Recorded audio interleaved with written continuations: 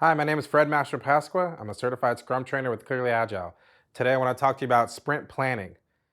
So sprint planning is the first event of a sprint. It starts off the sprint, part of the Scrum framework.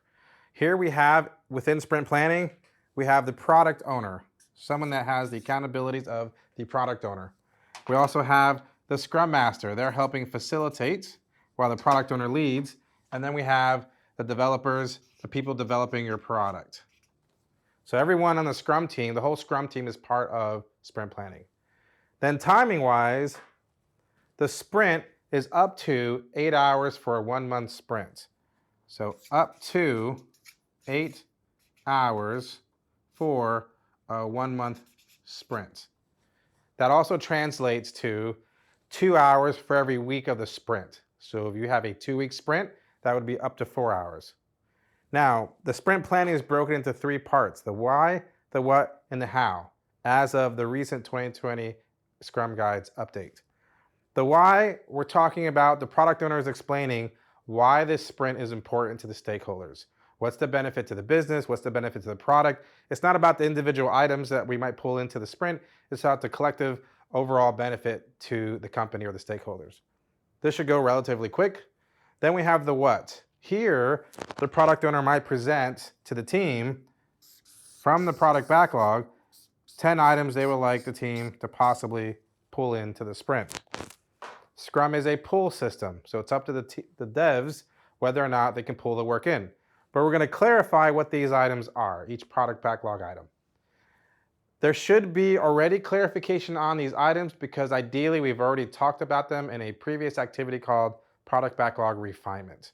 But there may be an exception to the case where 9 of them are well and understood, but 1 of them is brand new, and so we might clarify that one. Once the product owner and the team and the whole Scrum team understands what is being requested, then the devs go off and figure out what's the plan for the sprint. Of these items that were presented, what can we pull in? Scrum is not specific on how to create that plan. Scrum just says create a plan for the sprint.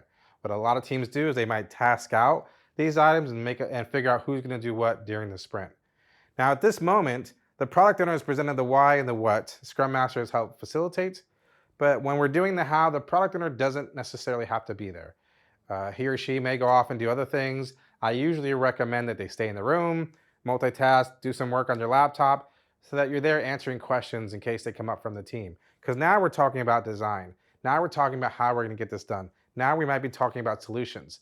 So there might be a point where we negotiate with the product owner. Hey, product owner, we know you want to select a state here for the US, so we're thinking fancy map of the United States, or are you okay with a drop-down, a quick drop-down menu, right? So we might negotiate that with the product owner, clarify a few things, and product owner is kind of hanging out.